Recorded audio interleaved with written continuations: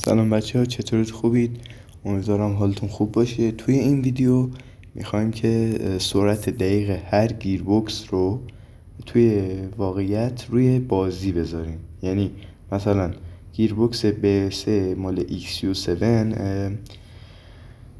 توی واقعیت دنده که 60 تا بره روی کاتافش، توی بازی هم 60 تا بره روی کاتاف داخل ماشین.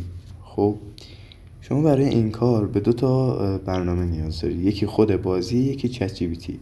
از نظر من بهترین برنامه و دقیق ترینش برای این کار چت جی پی تیه که یه جور هوش مصنوعیه، خودتونم میدونید.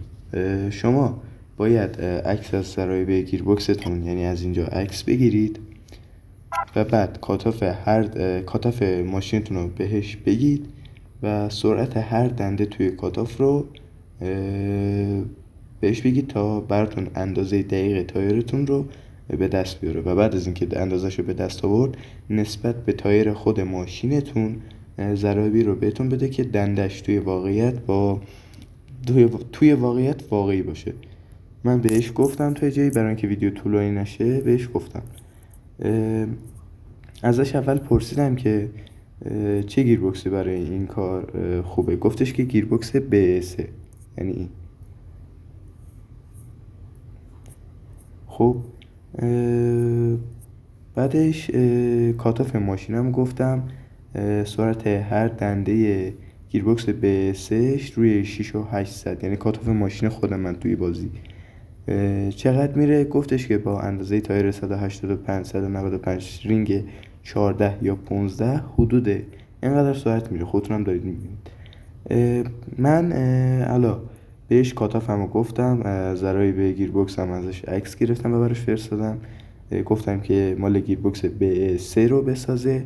سرعت هر دنده روی کاتاف رو هم بهش گفتم. با گفتن اینا یه رابطه‌ای داره که بهتون میگه اندازه دقیق تایرتون توی بازی چقدره و بعد اینکه اندازه تایر رو فهمید بهتون میگه که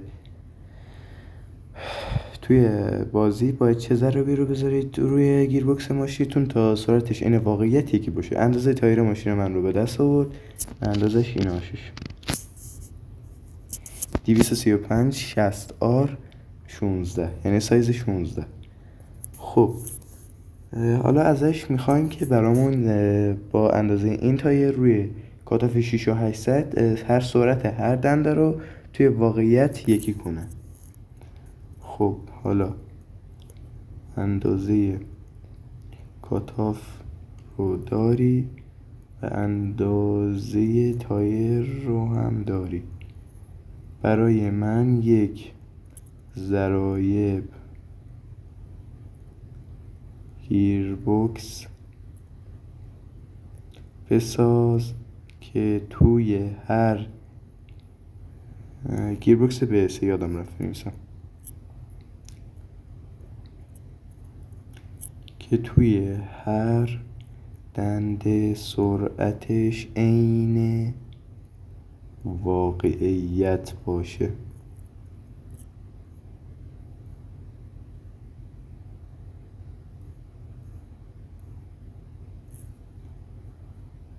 خب بچه ها، این چیزی که شما دارید ببینید این سرعت هر دنده گیربکس BS، یعنی گیربکس XU7 توی واقعیته که من حس میکنم واقعی نیست، ولی شما برای اینکه مطمئن تر بشید توی گوگل هم یه سرچی بزنید.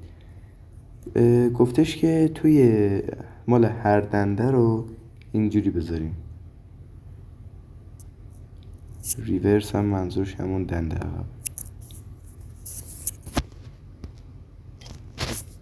فینال رو گفت بذار روی 4 و 11. دنده 1 رو گفتش بذار روی 3 و 42.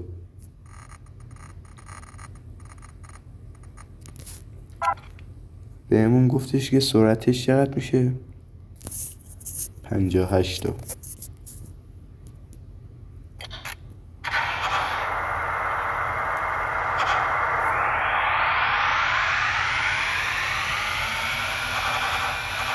سرعتش شد 58 تا.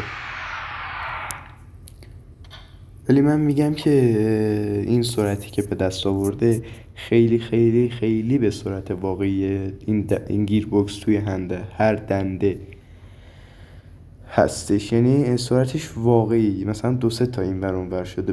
به نظر من اینطوری، من که میگم خوبه، یعنی یه چیز واقعی طور میشه. دنده دومونم گفت بزن روی 1.81. دنده سمون چند؟ 1.28. حالا ما میزنیم 1.27. چه اشکال داره؟ 97.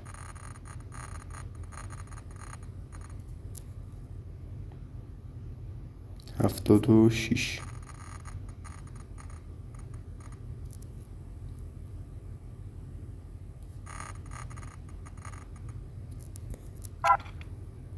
خب یادم رفتن دقیقه بذارم. 3.42.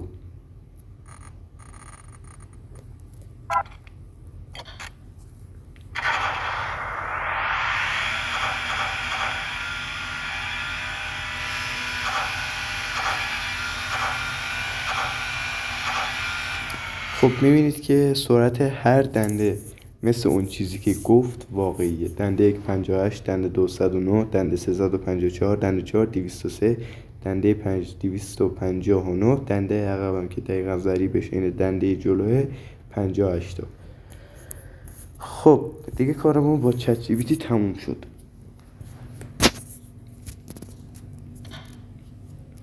خب کلا ویدیومون هم تموم شد. همین، امیدوارم از این ویدیو لذت برده باشید و این ویدیو به دردتون خورده باشه و حتما چنل رو ساب کنید، لایک و کامنت هم بذارید. ممنون، خداحافظ.